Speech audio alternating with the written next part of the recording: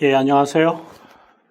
저희가 전에 예고해 드린 것처럼 미국 기독교 역사를 함께 공부해 보려고 합니다.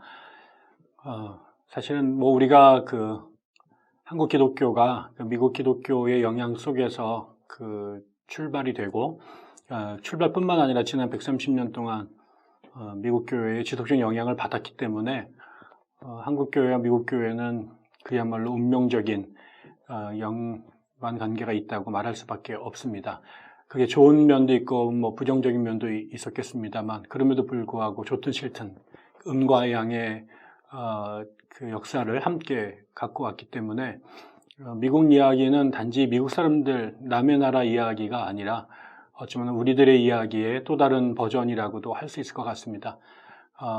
아마 공부를 해 나가시면서 뭐 낯설고 또 새로운 것도 있겠지만 어떤 면에서는 무척이나 익숙하기도 하고 그 친숙한 것도 발견하게 되지 않을까 싶어요. 그래서 1차적으로는 미국이라는 다른 나라의 우리와 상관없는 남의 이야기를 읽는 것이 아니라 우리를 형성하는데 결정적 영향을 끼쳤던 미국이 과연 또 걔네들은 어떻게 기독교 국가로 또 기독교 문화를 또 발전시켜 왔는지를 살펴보려고 하는 것이고요. 또 하나는 지금 우리가 21세기인데 21세기 지금뿐만 아니라 특히 이제 20세기 중반 이후로 미국은 그 단순한 아메리카 대륙에 한정된 나라가 아니라 그 이전에 영국과 프랑스와 독일의 자리를 대체하면서 전 세계를 가장 강하게 그 영향을 끼치고 지배해왔던 나라, 그리고 특별히 그 1990년대 소련과 그다음에 동유럽의 공산주의 국가들이 무너지고 난 다음에는 냉전 체제가 종식이 되면서 미국이 거의 전 세계 유일한 그 슈퍼 제국, 초강대국이 되면서 결국 미국의 영향력이라는 것이 전 세계에 이제 절대적인 영향을 끼치게 됩니다. 그건 단지 미국의 군사력과 그다음에 경제력, 그다음에 정치력뿐만 아니라 그런 하드웨어를 통해서 수출됐던 또 전파됐던 미국의 소프트웨어, 다시 말하면 미국의 문화, 그 문화 안에서도 특별히 그 미국의 종교가 미국식 종교가 20세기 후반, 그다음에 21세기 현재까지 전 세계에 그 가장 큰 영향을 끼치고 있다고 생각합니다. 뭐 단적인 예로 우리가 나중에 공부를 하겠습니다만 20세기에 미국에서 출발해서 가장 전 세계에 큰 100년 만에 지배적인 영향을 끼친 미국 종교 안에서뿐만 미국 교회 안에서뿐만 아니라 미국을 통해서 전 세계로 가장 크게 영향을 끼친 것이 소위 오순절 운동 혹은 은사주의 운동이라고 말할 수 있는데요. 어떻게 그런 그 20세기 역사가 100년밖에 안 된 기독교의 한 개신교의 종파 혹은 신앙 운동이 이렇게 전 세계에 순식간에 확대될 수 있었을까? 그거는 다름이 아니라 그게 미국과 관련이 있기 때문이라고 생각을 할 수 있습니다. 그런 면에서 그 20세기, 21세기를 살아온 우리들이 미국 교회 이야기를 들여다보는 것은 현재 가장 영향력 있는 기독교 현상들을 이해하는 데도 굉장히 중요한 정보를 얻을 수 있지 않을까 싶습니다.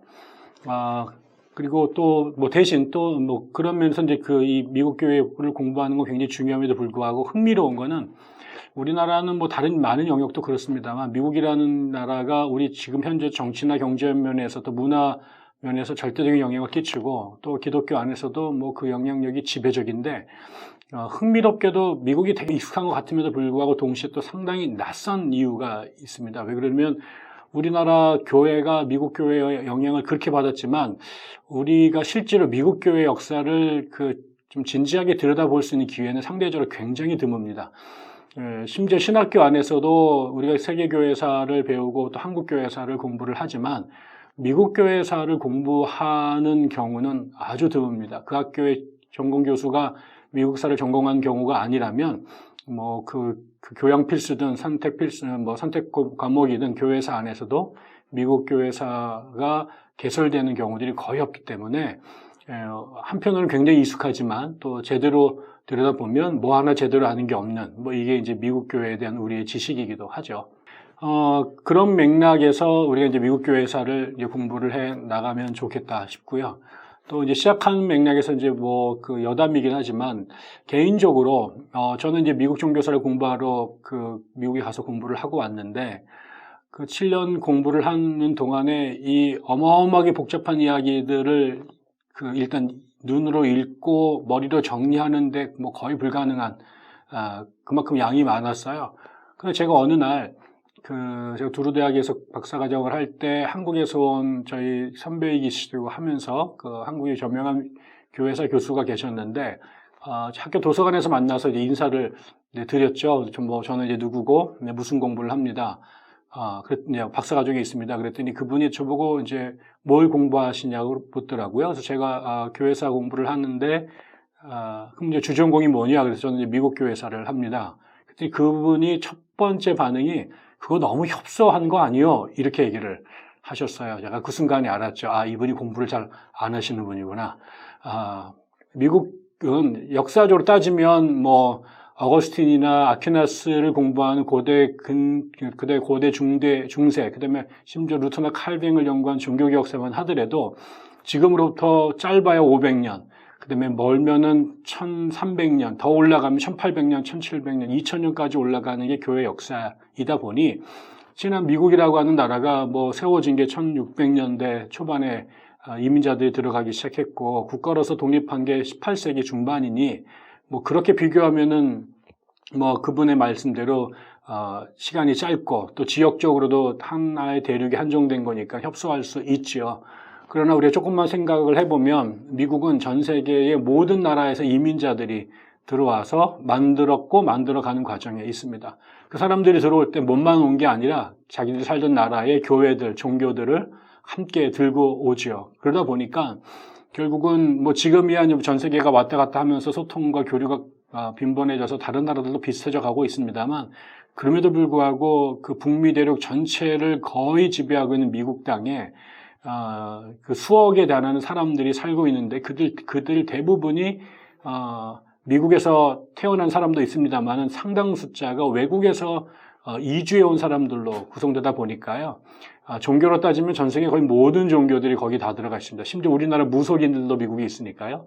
그 다음에 기독교로 딱 한정되면 기독교의 우산 안에 존재하는 거의 모든 교파들, 모든 종파들, 심지어 모든 이단들까지 아마 신천지도 거기 들어가 있을 겁니다. 그런 식으로 이 땅에 존재하는 기독교라는 레테르를 붙일 수 있는 사람들이 거기 다 들어와 있다 보니 전 세계에서 가장 복잡한, 역사는 시기적으로는 다른 지역에 비해서 일천할 수 있지만 거기에 존재하는 기독교라고 하는 사람들이 모여있는 생태, 그리고 그들이 형성해 놓은 지도, 지형, 그런 걸로 따지면은 전 세계에서 가장 복잡한 종교사를 이루어온, 기독교 역사를 이루어온 그룹이라고 볼 수 있습니다. 그래서 생각보다 미국 교회사를 제대로 공부하는 것은 불가능하고요. 미국에 있는 어떤 학자들도 미국 땅에 있는 모든 교회와 종교에 대한 어느 정도 일정 수준의 깊이 있는 정보를 머릿속에 두는 사람들은 없죠. 한 분 계시다면 그건 아마 구글이나 네이버가 될 거고 인간의 머리로는 거의 불가능합니다. 그래서 결국은 이 수업 제가 이렇게 장황하게 인트로를 하는 얘기도 결국은 저도 잘 모른다. 제가 알고 있는 얘기는 아주 일천한 부분에 불과하고 이 강의도 몇 권의 책을 제가 정리해서 제가 아는 범위 내에서 간단하게 여러분들께 소개를 드리려고 합니다. 이제 이 강의를 또 이어가면서 그냥 할 수는 없으니까요. 제가 몇 권의 책들을 여러분께 먼저 또 소개를 해드리면 혹시 강의를 들으시면서 답답하거나 속이 차지 않는 부분들은 좀 참고 자료를 읽으면 좋겠는데요. 일단 뭐 미국에 가면 영어로 쓰여진 책들이 정말 아마 수십만 권 될 겁니다. 미국 관련 서적들이. 그리고 이제 미국 교회사 전체를 통사로 정리한 책들도 뭐 전공하는 모든 교수들이 하나씩 다 쓸 것 같으니까 굉장히 많은데, 그럼에도 불구하고, 제가 공부를 할 때 보니까 뭐 여러 중요한 책들 중에 그 대표적인 책이 2권 있었던 것 같습니다. 다행히 우리나라 말로 모두가 번역이 됐는데요. 자타가 공인하는 미국 교회사를 한 권으로 정리한 통사 중에 가장 권위 있는 책은 우리나라 말로 이렇게 번역이 최근에 됐습니다. 이 시드니 엘스트롬이라고 하는 예일대학교 교수였던 분이 쓰신 책인데요. 우리나라 말로는 이제 미국 기독교사 이렇게 번역이 되었습니다. 근데 원 제목은 Religious History of the American People. 그래서 미국인들의 종교사, 뭐 이렇게 되어 있습니다. 미국인들의 종교 역사. 그래서 저희 선생님도 이런 책을 아무도 다시는 쓰지 않을 것이다 라고 생각할 정도로 두 가지 의미가 있는데요. 이 사람 쓴 자체가 광범위해서 정말 천재적인 작업을 해낸 거기도 하지만 이제 한 사람이 이런 작업을 하는 것 자체가 별로 의미가 없게 됐습니다. 그래서 그럼에도 불구하고 이 분야에 거의 독보적인 권위를 갖고 있는 책이고요.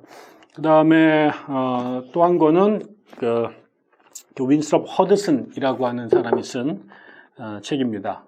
우리나라 말로는 이제 미국의 종교라고 번역이 되어 있는데요. 미국 원래 제목도 Religion in America, 미국에 있는 종교라는 제목으로 되어 있습니다.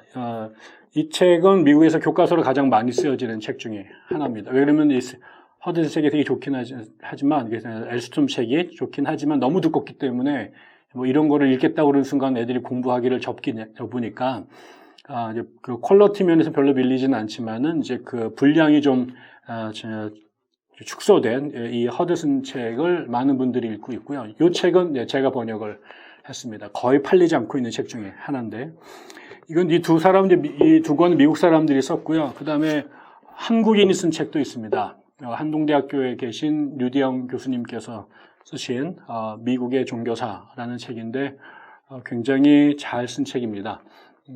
그래서 제가 이제 원래 한국에 와서 이런 책을 한 권 쓰려고 하다가 이 책이 나온 걸 보고 저는 이제 쓰지를 않고 대신 번역을 했습니다. 이 선생님보다 잘 쓸 자신이 전혀 그때나 지금이나 없고요. 한국 사람이 썼다는 얘기는 번역체와 달리 그 학자가 나름대로 완전히 소화해서 자기 표현으로 썼기 때문에 책을 이해하는데도 그 명료하고요. 그렇지만 또 그 책이 분량이 이 허드슨 책이나 윈스롭 책의 그 엘스트롬 책에 비해서 좁지만 책의 퀄리티나 다루는 주제나 이런 면에서 결코 뒤처지지 않는다고 생각합니다. 그래서 저도 아주 종종이 필요할 때 다시 읽게 되는 좋은 참고서입니다. 그래서 혹시 미국 교회에서 하던 공부가 관심이 있으신 분들은 저는 제일 먼저 유대영 선생님 책을 읽으면 참 좋겠다 싶고 그 다음에 허드슨 책을 읽고 그 다음에 이제 그 엘스트롬 책을 읽으시면 좋을 것 같습니다. 그리고 저는 이제 주된 강의는 제가 번역한 허드슨 책을 중심으로 해서 읽고 나머지 책들은 제가 참고하면서 같이 보도록 하려고 합니다. 그 다음에 이 허드슨 책이 또 재밌는 것 중에 하나는요. 보통 책은 한 번 쓰면 개정이 되기도 쉽지가 않은데 이 책은 지금 거의 제가 이 책을 처음 번역했을 때 2판을 갖고 번역을 시작을 했는데 가다 보니까 어디 갔더니 3판이 나와 있고 그 다음에 좀 지나니까 4판, 5판이 나와 있고 최근 7판인가 8판까지 나와 있습니다.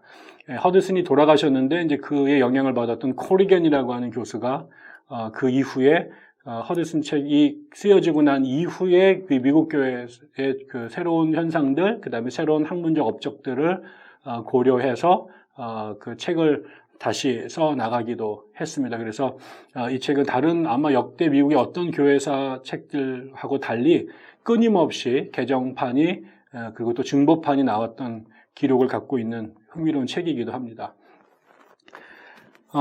뭐 일단 여기까지 제가 이제 그 인트로를 좀 드렸고요.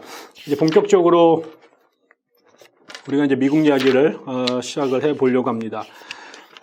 아시는 것처럼 미국은 지금 50개 주로 구성이 되어 있고요. 그 다음에 그 북미 대륙 전체를 캐나다하고 나눠서 이제 쓰고 있습니다. 동쪽과 서쪽이 전부 다, 그 다음에 위쪽은 캐나다, 그 다음에 밑쪽은 라틴 아메리카로 구성되어 있는 그 미 대륙에 위치하고 있죠. 거기에 이제 원래는 우리가 이제 미국 원주민이라고 부르는 그 네이티브 아메리칸들이 살고 있었고, 그게 이제 예전에 이제 그 콜럼버스가 그쪽 사람, 그 동네를 서인도라고 부르게 되고, 거기 있는 사람들을 인도 사람들이라고 불러서 이제 전혀 이제 그 역사적인, 아니, 실제적인 사실과는 전혀 상관없이, 동양 말고 또 이 북미 대륙에 인디안들이 존재하게 되는 상황이 되는데, 아무튼, 그런 사람들이 거기에 있었고, 거기에, 남쪽에서 먼저 1492년에 이 스페인이 오랫동안 이슬람의 통치하에 있다가 이사벨라 여왕과 페르난도 왕이 결혼하고 통일을 이루게 된 다음에 스페인을 다시 이슬람과 유대인들을 쫓아내고 기독교 국가로 만든 다음에요. 그 무렵에 이제 크리스토퍼 콜럼버스가 인도로 가는 길들을 찾아서 여행을 떠났고 탐험을 떠났고 그래서 이제 라틴 아메리카를 우연히 발견하게 되죠. 그리고 나서 그 이후에 스페인과 포르투갈 사람들이 라틴 아메리카에 진출을 하면서 여기에 이제 가톨릭 선교사들이 대거 들어가게 됐고, 그래서 라틴 아메리카 중미나 남미 전체가 이제 이 스페니쉬의 영향권에 들어가면서 가톨릭 국가가 되죠. 가톨릭 식민지가 됩니다. 그래서 이제 나중에 이제 북미의 영국 사람들에 의해서 이 미국이 만들어지기 전에 아메리카 대륙에는 이미 가톨릭 사람들이 들어가 있었고 그러면서 이제 소위 말하는 그 멕시코를 중심으로 해서 스페인 식민지가 만들어지는데 그거보다 좀 뒤에 이제 그 스페인과의 경쟁에서 밀려 있다가 엘리자베스 왕 때 그 무적 함대를 물러치고 나서 다시 대서양에 진출하게 된 영국 사람들이 이제 북미 지역에 탐험을 시작을 했고 그 결과로 이제 버지니아, 그다음 미국의 남부의 중심지죠. 그다음에 버지니아, 그다음에 후에 또 다른 이제 우리가 계속 얘기할 청교도들에 의해서 미국의 북부 쪽, 지금 보스턴, 하버드 대학교가 있는 보스턴 지역에 청교도들이 들어오면서 북미의 영국 사람들이 들어가고 그래서 카톨릭이 아닌 개신교인들이 들어가면서 그 나라가 시작이 됩니다. 그리고 나서 그 이후에 그 대서양 동부 지역의 식민지들, 영국인들에 의해서 식민지가 개척이 되기 시작했고 그 이후에 그 100년에 이상 걸쳐서 동쪽에 있는 그 식민지가 조금씩 왼쪽으로 이제 이동을 하기 시작합니다. 그걸 우리가 보통 서부 개척이라고 말하고 그 과정에 전쟁을 치르거나 영국으로부터요. 또 때로는 프랑스로부터 돈을 주고 땅을 삽니다. 루이지애나 같은 지역, 미국의 이제 서부 지역, 이제 에팔레치아 산맥을 넘어서면서 나중에는 또 이제 인디안들과 전쟁을 하면서 인디안들의 땅을 쫓아내기도 하고 나중에는 또 이 알래스카처럼 러시아 사람, 소련 사람들한테 땅을 사고 그래서 또 식민지가 개척이 되고 나중에는 태평양 연안까지 도착하죠. 그래서 캘리포니아, 그 다음에 그 위쪽에 있는 그 오레곤이라든가 또 이제 워싱턴주 같은 것들을 지배하게 되는데 그러는 와중에 이제 19세기 중반에 멕시코와 전쟁을 해서 멕시코가 보유하던 땅의 상당 부분을 하루아침에 미국 땅으로 편입을 시키게 되죠. 그래서 영국과 그리고 이 멕시코, 나중에는 스페인과의 전쟁을 통해서 땅들을 넓히고 그 다음에 하나는 또 거기에 살고 있던 아메리카 원주민들을 쫓아내면서 영토를 넓히고 그 다음에 프랑스나 그리고 러시아한테 돈을 주고 땅을 사면서 또 영토를 넓히게 되면서 결과적으로는 그 동쪽 대서양 연안에서 시작했던 미국이라는 나라가 결국은 북미 대륙 전체를 지배하게 됩니다. 근데 이게 이제 무슨 순서대로 쭉 이렇게 간 게 아니라요. 마치 이렇게 여기에서 그 허드슨도 그런 표현을 쓰는데 퀼트 조각을 채워가듯이 동쪽에 시작했다가 또 남쪽에서 몇 개를 먹었다가 또 서쪽을 먹었다가 또 마치 구멍난 곳을 하나하나 채워가면서 결국 나중에는 50개 주 전체가 완성이 되는 그러면서 미국이라는 나라가 형성이 되어집니다.